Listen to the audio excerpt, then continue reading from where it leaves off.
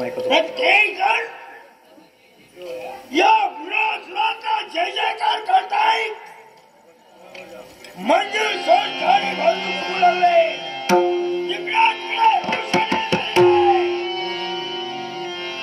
या बाजूला काही नृत्य चाललंय. बघता हसताय खेळताय. हा आनंदाचं वातावरण चालू झालंय. याच्या मुळाचे कारण काय आहे?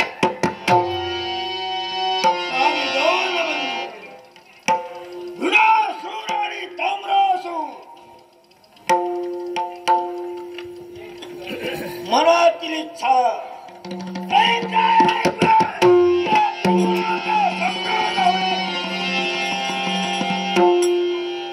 या त्रिभुवनावर दानव सगळं प्रस्थापित करायचं स्वप्न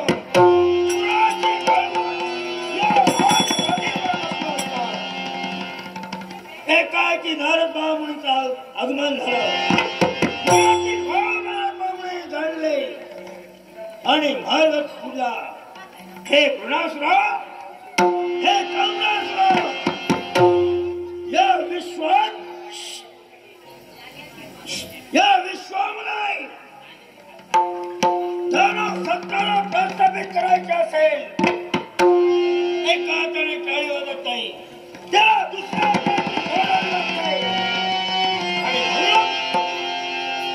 शौर्य सामर्थ्य तुमच्या हाती आहे, पण त्याला हव्याची भक्तीची लोड.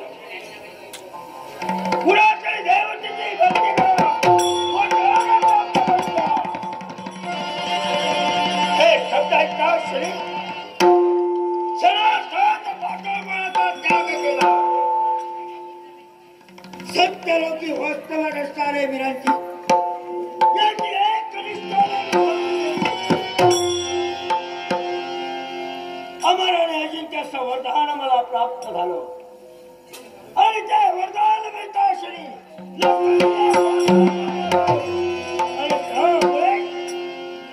हे आनंदाचा वर्तमान या पाताळामुळे चालू आहे.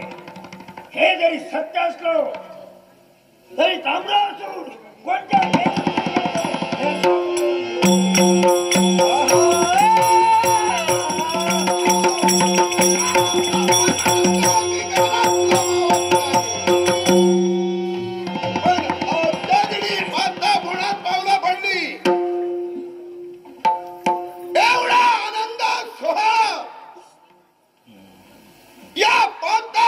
ठिकाणी मी केव्हा पाहिला नाही. आजच्या दिनी या पाताळाच्या ठिकाणी एवढा आनंद सोहळा का चाललाय? कशाबद्दल? काही असू दे, प्रथम दादांना नमस्कार केल्याशिवाय एकही पाऊल उचलायचं नाही. अहो दादा, दादा आपल्या अनिष्ट भाता ताम्रासूर नमस्कार करतोय. मनातील इच्छा पूर्ण होईल. दादा,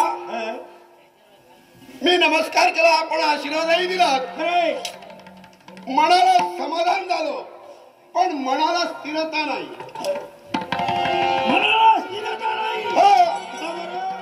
या पाताळाच्या ठिकाणी आतापर्यंत ते दृश्य मी पाहिलं नाही ते आज पाहायला मिळत आहे. एवढा आनंद कशाबद्दल हो? हे ताम्रासूर देवऋषीने सांगितल्याप्रमाणे विवेकाची भक्ती करून अमराने अजिंक्य आणि म्हणूनच हे आनंदाचा वर्तमान पाताळाला सांगून आनंद उत्सव चालू केले. आणि म्हणून तिकडे तिकडे हंटे जिंबाल एवढा आनंद सोहळा चाललाय. तुम्ही अजिंक्य नामक झालात म्हणून बरं झालं, अगदी योग्य झालं. अरे बाबा, काय हे माझ्याबद्दल झालं, पण तू निघाला कुठे गेलास? काय करत होता? बरोबर, ज्या देवऋषी नारद मुनींना मार्ग सूचित केला तो मार्ग तुम्ही आक्रमण केला, दुसरा मार्ग मी आक्रमण केला. ज्या दिशेने मी गेलो एकांतवास करीना. बोलता बोलता चालता चालता केवळ एकदा कैलास पर्वती पोहोचलो. कैलास पर्वती गेल्यानंतर भोलेनाथांची भक्ती केली. शिव शंभूला प्रसन्न करून ही जिज्ञासा माझी म्हणून देवाची भक्ती केली. देवाला आपलासा करून घेण्यासाठी देवाला देवाची भक्ती केली. तन मन धन त्यांनी अर्पण केलं. देवाला प्रयत्न केला. देव प्रसन्न झाला. देव प्रसन्न झाला. देव प्रसन्न झाला. मी केलेली भक्ती देवाच्या चरणावर रुजूच झाली नाही आणि देव काय प्रसन्न झालेला नाही. मनाप्रमाणे भक्ती केली नाही म्हणून रुजू झाली नसेल. पण मी स्वस्थ बसलो नाही. काय केलं? मी स्वस्थ बसलो नाही. एवढा भक्ती तेवढाच करावी मी. जर मनानं ठरविलं, मनानं निर्णय घेतला या क्षणाला एवढी भक्ती करून देव प्रसन्न होत नसेल तर मागच्या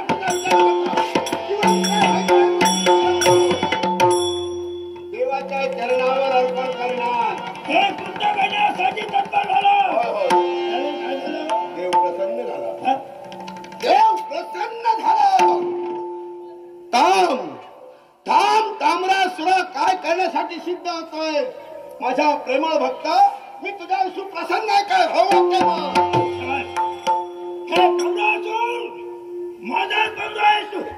काय बघितलं रे? अजून काय मागणार? काय कमी आहे आम्हाला? अरे आमच्या जीवनात कमी असतं न्यूनता कशाचीच नाही.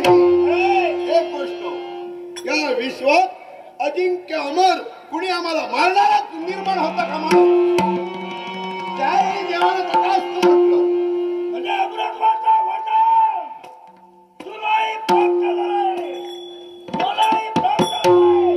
या विश्वामध्ये आम्हा दोन बाजूचा वैरी कोणी नाही. बरोबर. हे ताम्रासूर बोला दादा. यामुळे दोघांनी खांद्याला खांदा लावून या पोटापोटाचा उत्कर्ष करण्यासाठी झटलो. निश्चितच. आणि जेणेकरून आपलं नाव लौटी या त्रिभुवनात गाजला पाहिजे. झालंच पाहिजे.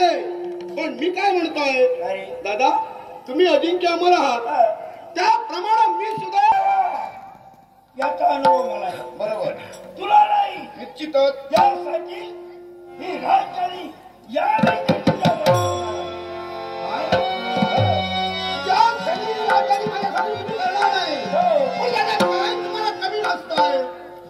तुमचा विश्वास नाही का माझ्यावर?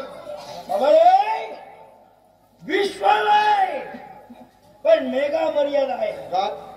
पुरवारांच्या पश्चात ज्येष्ठ या नात्यानं ही राजधानी मी सर्वच आहे. बरोबर. माझ्या पश्चात ही राजधानी मग घाई कशाला करतोय? तुम्ही जिवंत असेपर्यंत ही राजधानी भोगण्याचं उपभोगण्याचं माझं स्वप्न आहे आणि ते स्वप्न तुम्ही जिवंत असेपर्यंत पूर्ण करा. हे स्वप्न तुला साकार होईल. मी नाही म्हणत नाही पण आता नाही. तो काळ निर्माण झाला की राजधानी तुझी आहे. दादा देवडा हट्टी देवडा करारी म्हणून सांगितलंय. देव प्रसन्न झाला नाही त्याच वेळी मी काय करण्यासाठी सिद्ध झालो. जिवंत राहायचं नाही होतो.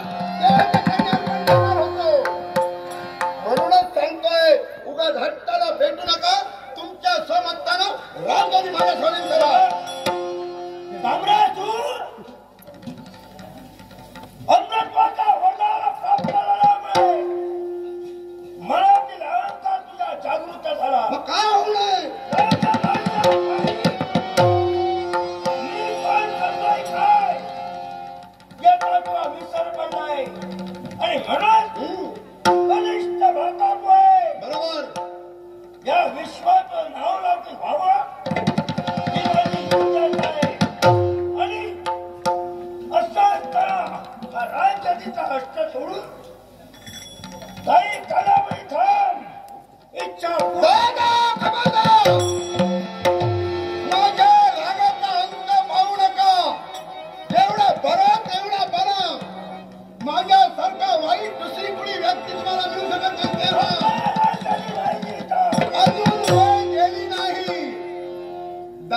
दादा म्हणतोय यातच तुमचं हित आहे. न पेक्षा दादाची दादागिरी शरद